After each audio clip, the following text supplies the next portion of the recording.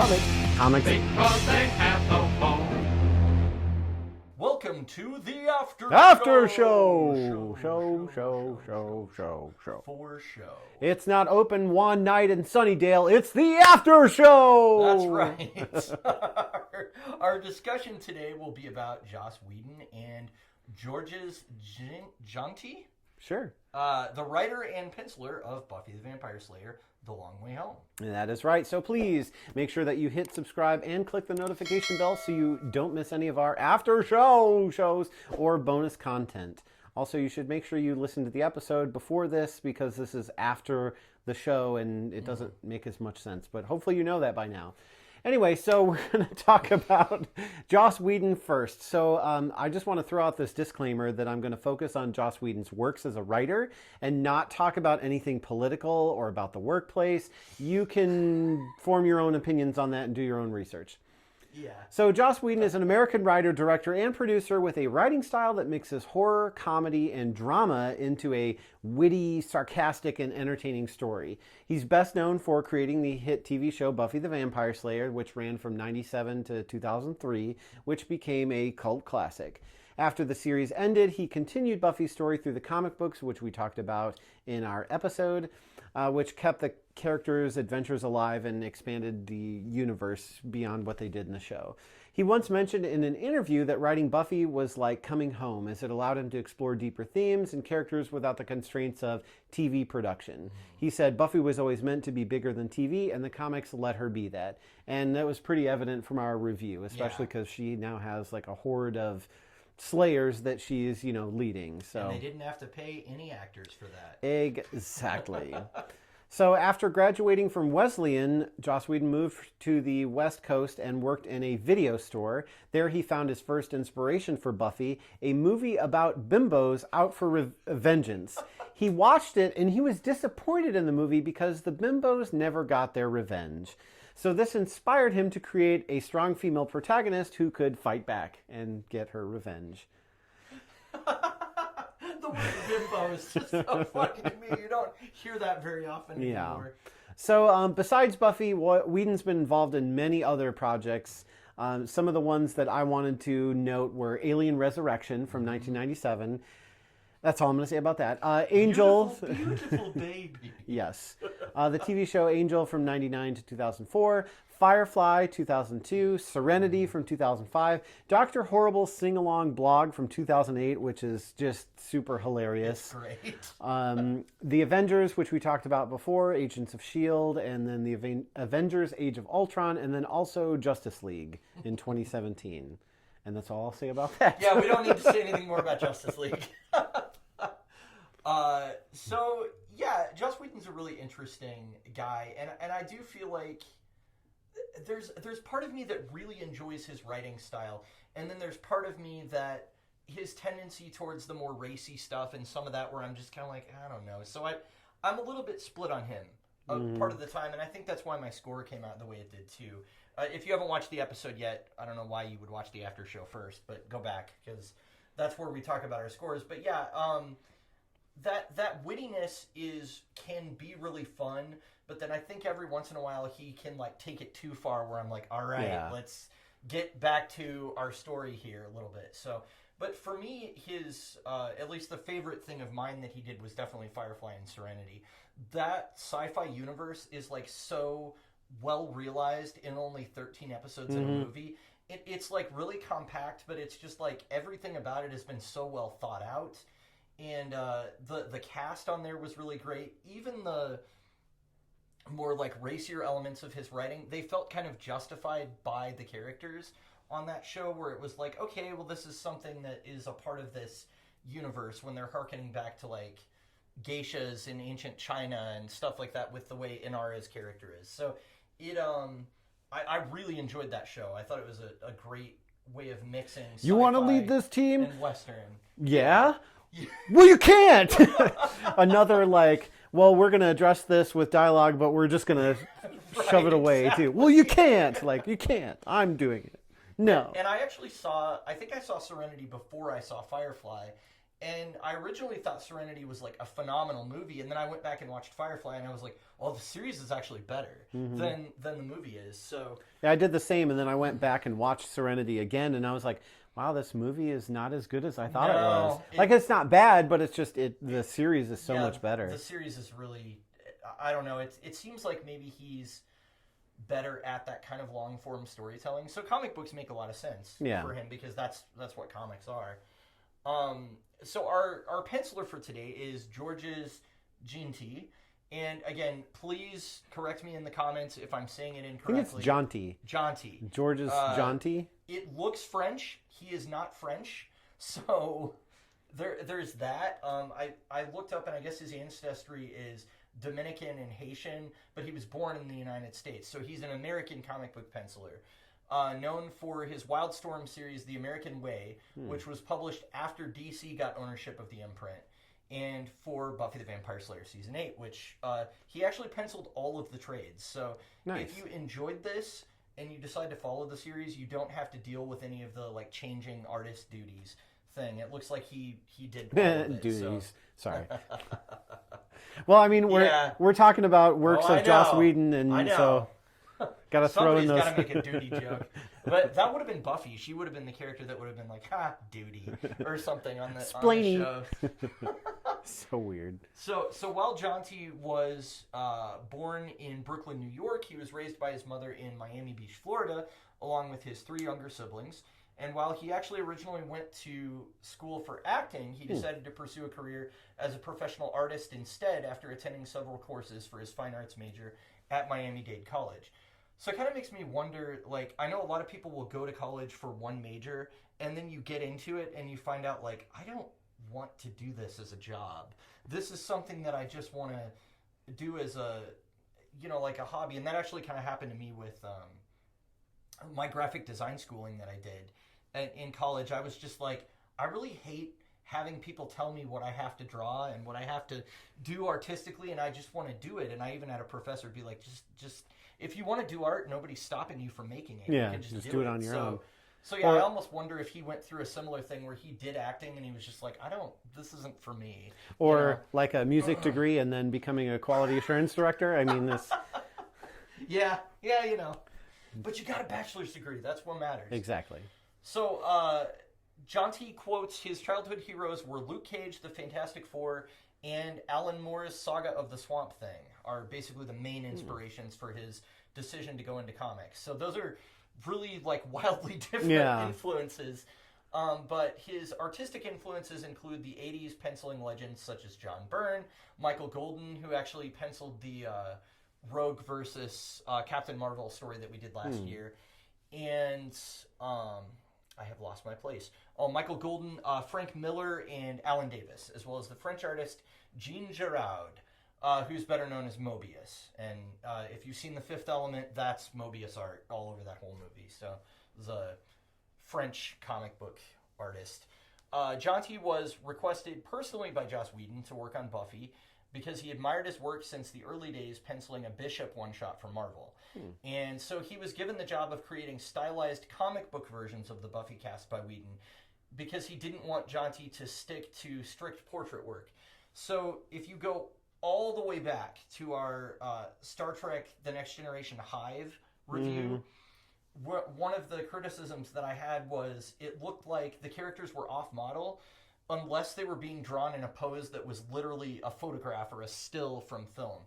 And so the one thing that's really good here is that Jeanty totally avoided that. Like, people for the most part look like who they are. I did say in the review that I had a little bit of trouble on some pages telling, like, is this supposed to be Willow or is this Amy or, like, who's talking? And that happened a couple times, but I think I would prefer that rather than somebody that it looks like they traced over a photograph. Yeah. Because that, as Whedon said, would look like a licensed comic book cash-in, but instead this has its own distinct visual style. So I think in that regard it was successful because it looks like a comic book. It doesn't look like somebody just tried to take photos from the show and make it work as a comic book. So believe it or not, I would assume the critics were a little bit closer to Joe's opinion because in 2008 his work on Buffy won the Eisner Award along with writer Nice. Joss Whedon for the best new series for Buffy the Vampire Slayer Season 8. So this is actually an Eisner Award-winning book, believe it or not. That might be the Nice. first time that we've reviewed something that was. True. Which is pretty incredible. So, yeah, they actually won for Best New Series. The first research I did, it said they were nominated, and I was like, oh, I wonder who they lost to. I'll include that in the notes. And then I looked at the winners, and I was like, no, they won. So Sweet. Yeah, it's really cool that they like resemble the characters, and like even the cover art, you know, you can pretty well tell it's them, but it's not like exactly. You know, photo realistic as far as like the characters go. And I kind of wonder, like, if you watch the series and you pick up the comic right after that, if it feels like more of a seamless transition than, you know, watching the show back in the early 2000s and then picking it up in 2024. Right. Like I read the comic first, and then I went back and I watched those 2 episodes that I talked about during our episode. So it was kind of interesting to see that way, but I didn't want to like ruin my enjoyment of it by watching anything in the show first because I didn't know what to expect. But well, and that kind of gave you the opportunity to like curate the episodes that you were going to go for too, where you were like, well, I can watch the finale of this season and the finale of this other season, so I know about Warren Mears, and then I know about how Sunnydale got sucked into the ground. And that was good too, because I had to do some fast forwarding through both of those episodes, because I'm just like, okay, let's get on with it. Like, oh my gosh, this is just like, put you, like, not only putting you through the meat grinder, but taking out the ground meat and putting it back into the grinder and then going again. I'm just like, geez, this is just like, it's pretty dark. It really is. And I'm so glad that the comic was not that way, because that would have been a very different rating if it had been. So yeah, it's interesting. I guess I do have to give him some credit for pulling back from that tendency a little bit.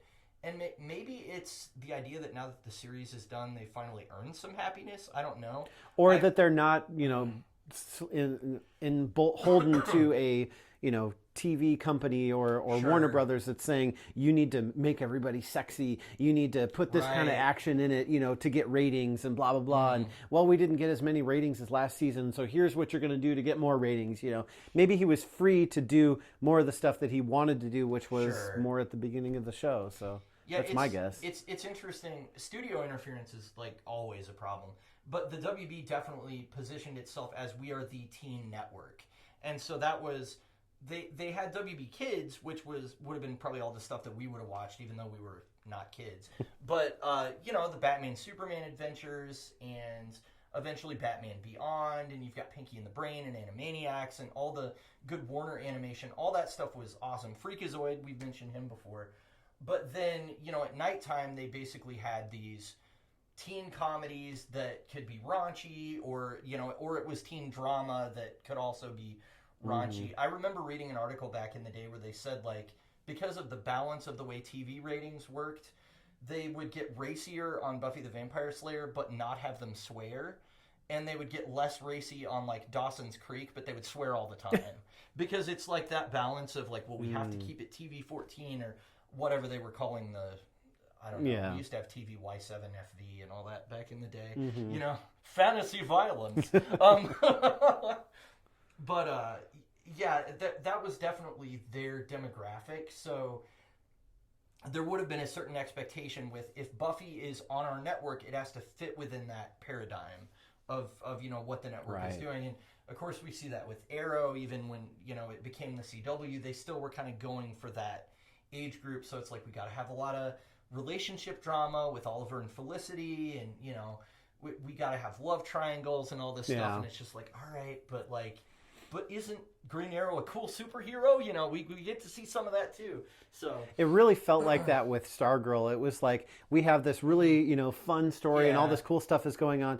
Let's take a moment and have some drama. And then the music starts and you're just like, here comes the drama scene. Well, you know, I really missed this. And, oh, my dad, you know, is actually a loser. He's not Starman. And we have to go through all of this. And, oh, it's just so heartbreaking. And, okay, let's get back to the action now. And then we get back into it. So it was like, with Arrow, I felt like it was more interwoven, and it just became like the drama was a part of the show. But with Stargirl, I really felt that it was just like, we were doing okay, and then we had to take a moment.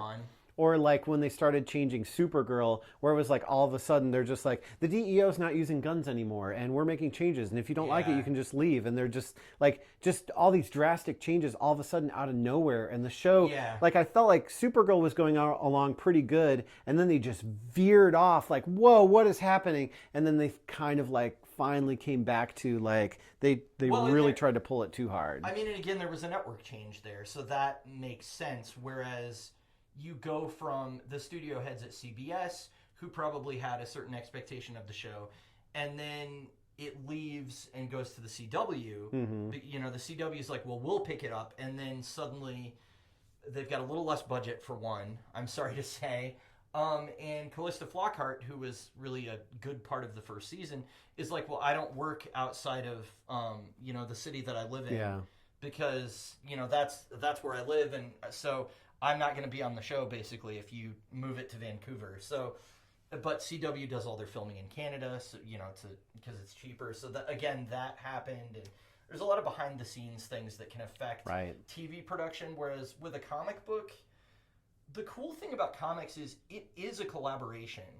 But even though editors can be heavy-handed and force story decisions, and there are bad things that happen as a result, I don't think it's nearly as bad as, like, the Suits in movie studios that assume their audience is stupid, that, you know, think, well, we have to make there be one problem because people don't understand if there's more nuance in the thing. And, you know, a lot of those kind of things that seem to come out of the sort of a bunch of guys sitting in a room deciding this is how it's going to be for everything on our network. It's like, ugh, that seems to, like, squelch creativity. So, yeah, the comic felt kind of like I'm free a little bit, where he can just write what he wants, and there's not all that oversight telling him, like, well, you've got to keep it teen, you've got to keep it, you know, relevant to this market or whatever. Right. So has to be a certain way. Well, yeah, it just felt like more of what was enjoyable about Buffy at her core during the show. Yeah. So that was, Yeah, it pulled it back to, like, the character as opposed to it being about basically just endless suffering, which is what the last few seasons were. I mean, I definitely, when I was watching it with my sister, there were a couple points where I considered being like, can we just, like, not keep going with this? But I was like, she really likes it. There's something I'm doing with my sister. Let me get through it, and I'll watch it all the way to the end. But, it's pretty rough. The Faith character, they don't address her in this at all. Eliza Dushku's character, she is another character that, like, she starts out and she seems kind of cool, and then she starts, like, murdering people. And then she like forces herself on Xander and all this stuff, and it gets really dark with her too, and they don't even really redeem her at the end. She's just kind of like, yeah, I know I killed somebody, I don't care. And we're like, what? Like, we're supposed to root for her? Like, I don't know. Yeah, in the last episode, Xander's with some girl named Anya, I think it was. Oh, yeah, so... And so she's with this other guy who doesn't know how to fight, and they're trying to hold off, you know, with what's going on with the Hellmouth, and they're all like, we're going to die, and so she ends up getting killed, and she gets, like, slashed, like, diagonally. Anya is who he was going to marry originally, because they had, like, this super lovey-dovey relationship, like, they were getting along great, everything was fine, and then on their wedding day, he's like, you know, my father left my mother, and I'm just afraid that I'll do that to you, so I'm just not going to show up. So I'm going to do it. Wedding. So I'm like, well, you just did that. Yeah. And he had, like, some vision about them having, like, half ogre kids or something, and then he was being distant towards them and not giving them attention, and so he's like, oh, well, I'll never let that happen, so I'll just leave her. So then it's like, why? Like, everything was going great for their relationship, and it felt so... Again, either the hand of the studio or whoever was behind it, somebody that was like, let's introduce some drama here. But whenever I can, like, feel the hand of the writer on the story, and I'm not just reading a story and things seem to be happening naturally, that takes me out of it really bad. So, yeah, that I think was probably one of my least favorite things that they did on the show, because they have, like, this really sweet relationship, and it goes on for, like, multiple seasons and everything, and I'm like, wow, at least... You know, no matter what else is happening, like, at least Xander and Anya are happy. And then they do that, and I'm just like, what the heck, So much man? for that. Like, okay.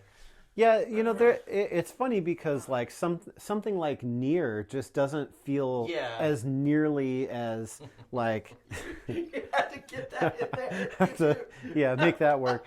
Uh, I don't know. It's just like one bad thing after another. Like bad things happen in both of those stories, but it still doesn't feel like Buffy or even some shows where like even Frasier. Okay, from like the '90s. Sure. So it's like you watch these characters who either bad things happen to them or they're just stupid and they wreck their own lives. And it's like that's the character, and it's supposed to be either funny or dramatic or whatever. But when you have a series that goes on, it's like episode after episode Right. of watching this person screw up their own life or something bad happening to them. After a while, it's just like, okay, I can't watch any more of this. Well, and then like Supernatural, where they ended it in such a horrific way that just ruins the whole show. Of like, I heard about that. oh my gosh, it's just at least ended on a things could be a certain way kind of note. At least Yeah. Near Automata did that. But Do you know how Angel ends? no. Every character in the show is about to die like 30 seconds after they cut at the end of the show, and that's where they leave it. And I don't know that it's picked up anywhere. I mean, maybe it's picked up in comics, but everyone is about to die, and they're like, "That's the end of the series." Like what? So there's a show called Alphas, and it's about these like I don't remember, they were like kids or something that have like these like super abilities. And it's like kind of before the whole superhero thing. They're not heroes. It's a little bit different. But anyway, so they knew that they weren't getting renewed for another season, and so they did something like that where everybody gets like knocked unconscious or something, and then you don't know what happens to them. Do they wake up? Do they not? Are they all dead? Who knows? Because we didn't get another season. But at least that is like, well, they did it on purpose. Yeah. Instead of like, well, we just, hey, it's the end of the story that you've been here on this journey with these characters for, year after year after year. So let's make them go out in the most horrific way possible. Yay, that's fun entertainment. Like, come on. Like, I know that, things don't have to be perfect and... sunny all the time, but there's going to be ups and downs, but at least, let's end on a good note of like, that was a fun series instead of like, oh, that was so terrible. Yeah, or even, I mean, I know I talk about Deep Space Nine a lot, but it's like my favorite piece of media, really, or one of them. But even that, like, they have characters that make real sacrifices towards the end of that show.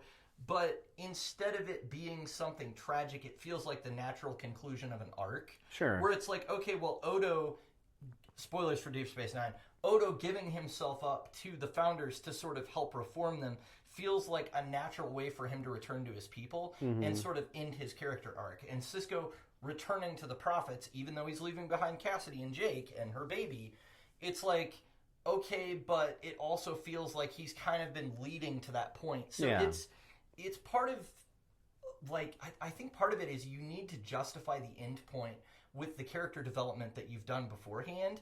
And if you haven't done that work, and then bad things just happen, it just seems random. It's not satisfying to read that. So, yeah, I don't have to have like everything just be perfectly happy, neat, tied up in a bow. But I think the difference with the shows you're talking about is there's a difference between having dramatic and bad things happen and sitting there and dwelling on it for a super long time.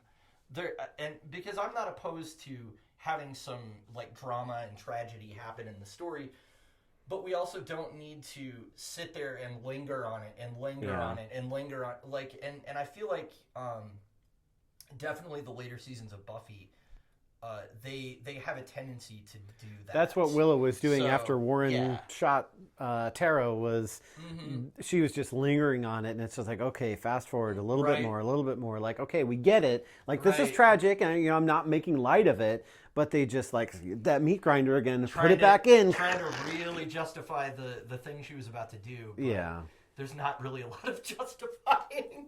Flaying. I'm bored. Yeah, no skin. I was glad that in the comic that they brought that back, where he was like, well, you may not remember it, but the last words you said to me were, I'm bored. I'm like, oh my gosh, that's so horrible. Yeah. So, yeah, I mean, overall, I'm really glad that we looked at this because it's a property that, like, I watched all of it, but my familiarity with it isn't as hardcore as like Star Trek or some other thing. And it was kind of fun to go back to that time and look at these characters again. So I was happy to see something that was like, oh, this is the fun memories, the nice memories I have of watching this show. And that's kind of why maybe I rated it a little bit higher, is I was just excited of like, this recaptures what I enjoyed most about the show.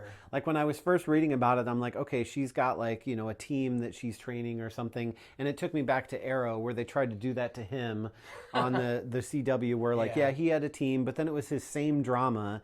And so it ended up like he ended up alienating them, and then he ended up bringing them back, and then he ended up betraying one of them. And it's just like, it was just an endless cycle of drama. So I was kind of going into this thinking like, I don't know about this, what's it going to be like, but yeah, it was fun. Yeah.